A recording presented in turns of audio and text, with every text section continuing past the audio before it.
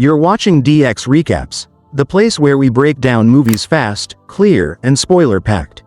Whether you missed it, forgot it, or just want a quick refresh, we've got you covered. Let's get into the story. It's another morning in Madrid and people are going about their everyday routines. Salesman Sergio is on the phone with a client, trying to pitch his latest products. Homeless Israel gets kicked off the street by the police for sleeping there again. Trini, who's addicted to gambling, begs the grocer to put her groceries on her tab. Meanwhile, young Elena is chatting with her friend about a date she's excited for with a guy she met online.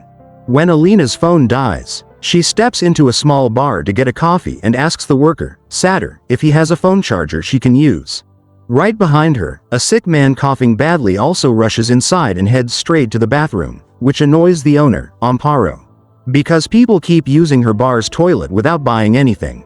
Moments later, Israel barges in too, knowing Amparo will feed him for free. He keeps loudly quoting the Bible, annoying everyone, including a tense bank clerk, a street cleaner, and ex-cop Andres, but Nacho, sitting with his headphones on, doesn't even notice. Sergio and Trini come in next. Trini wastes no time spending her last cash on the bar's slot machine.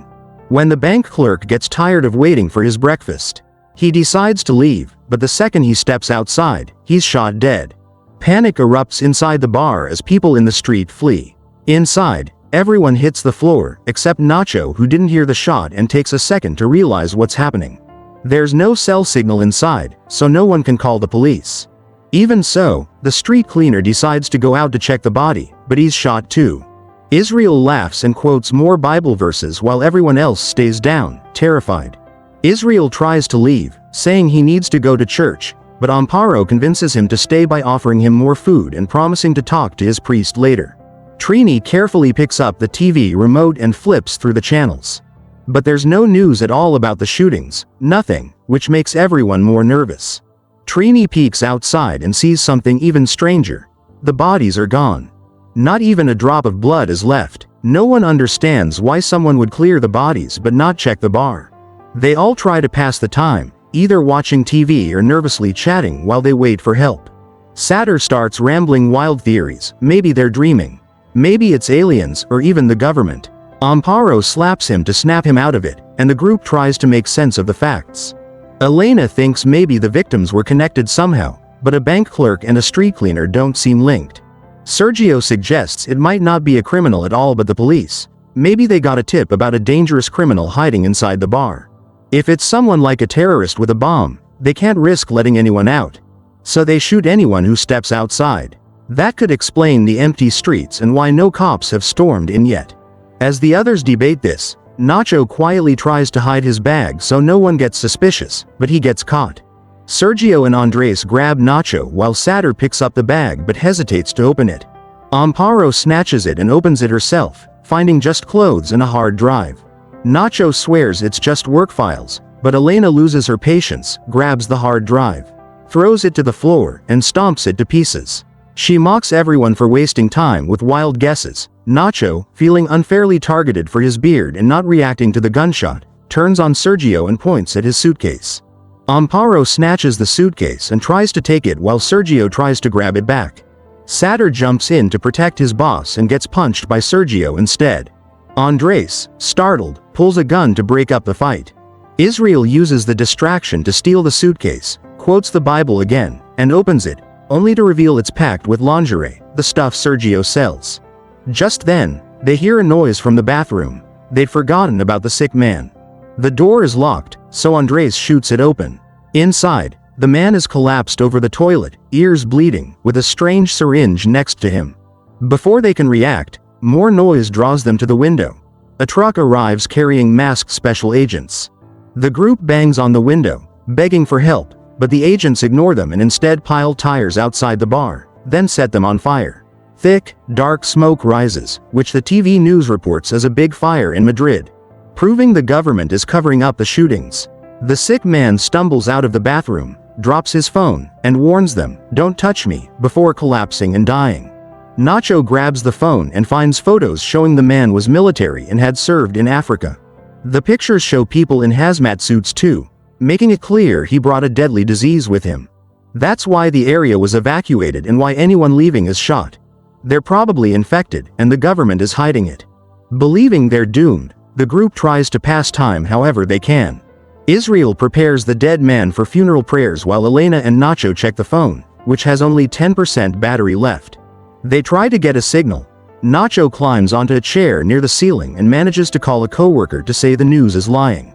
Satter, frustrated that Nacho isn't yelling for help, snatches the phone and screams into it, but the coworker thinks it's a prank and hangs up.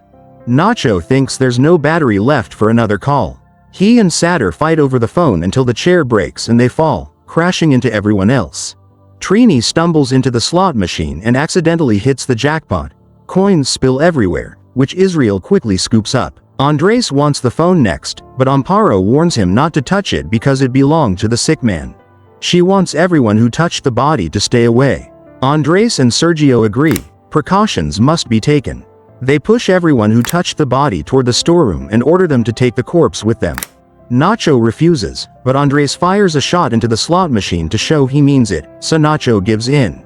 Israel drags his feet too, distracted by quoting the Bible, until Amparo bribes him with 2 bottles of booze. Inside the cramped storeroom, everyone tries to stay calm, but Trini, who's claustrophobic, panics. She climbs the stairs and bangs on the door in vain. In her panic, she knocks over a box of bottles, but Nacho notices there's no liquid pooling, which means there must be a drain. They clear the stuff away and find it's connected to the sewers and not too deep. Israel volunteers to squeeze through. He strips off his clothes, leaves his bag of coins, oils up his body, and tries to slide in. The others push, but he gets stuck halfway. Suddenly, noises upstairs reveal that people have broken into the bar and are shooting Amparo, Andres, and Sergio. Then they smell smoke and feel the heat. Someone set a fire inside to disinfect the bar.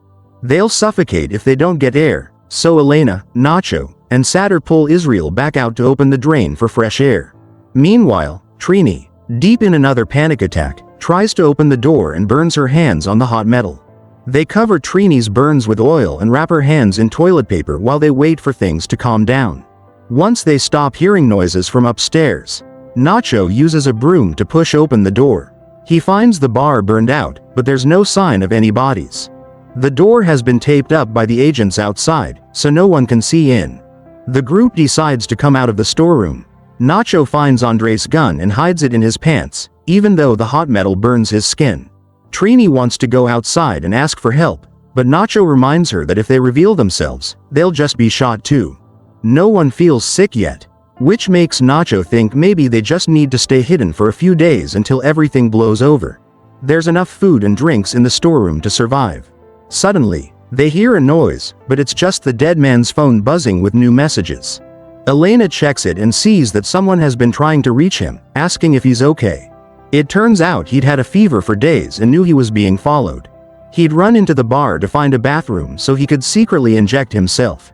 He had stolen some kind of experimental serum. It hadn't worked for him because he'd been sick too long. But the group realizes maybe it could work for them since they don't have symptoms yet.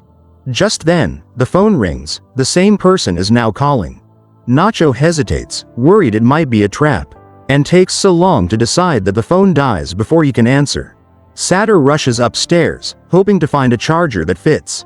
Meanwhile, Elena remembers one of the messages mentioned 4 doses left. They check the man's body but find nothing. So they run to the bathroom next. Israel gets there first, finds the box with 4 syringes inside, and starts singing when he realizes he now controls who gets them. There are only 4 doses for 5 people. As everyone argues about what to do, Israel quickly injects himself with 1, suspecting they'd kick him out first. Nacho pulls out the gun but doesn't shoot because Elena reminds him the police outside would hear. Instead, Nacho lunges at Israel to beat him up. Israel overpowers Nacho and grabs the gun. When Satter tries to grab the syringes, Israel hits him and the box falls down into the storeroom. Trini rushes to pick it up, but her bandaged hands make her clumsy. She drops the box down the drain. Now, someone thin enough has to crawl through the hole to get it. That leaves only Elena. She takes off her clothes, rubs oil on her skin, and squeezes into the drain. The narrow space scrapes her thighs and makes her bleed, but the others keep pushing until she drops into the dirty water below. She finds the box quickly but refuses to tie it to the wire Nacho lowers for her. She knows if she does, they'll take all the doses and leave her with nothing. Elena tells them she wants to be better than them. She won't inject herself either. If they want the syringes, they'll have to come down and talk about it. While Elena explores the sewer, the others use a piece of pipe to widen the hole so they can follow her. Elena finds a storm drain and peeks outside. Special agents and police are still handling the bodies and guarding the area. She hides the syringes in a crack in the wall, then heads back to the hole. By the time she returns, the others have climbed down and are helping Trini squeeze through, but she flails wildly, making everyone fall into the dirty water. Satter and Trini get out fine, but Nacho uses the chaos to jump Israel and try to grab the gun. They wrestle underwater, shots ring out, and Nacho surfaces with the gun. He claims Israel did the shooting and disappeared under the water. The others suspect Nacho killed Israel. He's getting more unstable by the minute. Fed up with the chaos, Elena demands Nacho throw away the gun if he wants her to show them where she hid the syringes. But instead, Nacho threatens to kill Satter if she doesn't cooperate. She has no choice but to lead them to the wall where she hid the box. As they move through the tunnel, Trini secretly uses Israel's old bag of coins to drop coins behind her as a trail so they can find their way back. When they reach a darker tunnel, Trini suddenly screams, accusing Satter of pushing her. But she's actually the one shoving him into the water. She pretends to help pull him out, but she's really holding him under to drown him. Nacho fires his gun to light up the tunnel and sees what Trini is doing. He jumps in and pulls Satter out in time. The group forces Trini ahead at gunpoint, but Nacho can't bring himself to shoot her. Trini admits she hates being watched, grabs the gun, and slips around the corner. They hear her end her own life. The remaining three reach the syringes and divide them. But before they can inject themselves, they hear coins clinking nearby. They follow the sound and find Trini's body, coins covering her eyes. It's a trap. Israel suddenly appears from the darkness and kills Satter. Elena and Nacho run through the tunnels, chased by Israel, until they find stairs leading up to a manhole. Elena slips and loses her syringe just as Israel grabs Nacho. Realizing there's no way out, Nacho hands his syringe to Elena and lets go of the railing, dragging Israel with him as they both fall and die. Crying, Elena injects herself with the serum. She shoves the manhole cover until it moves and crawls out. On the other side, she's beyond the quarantine zone, surrounded by staring strangers.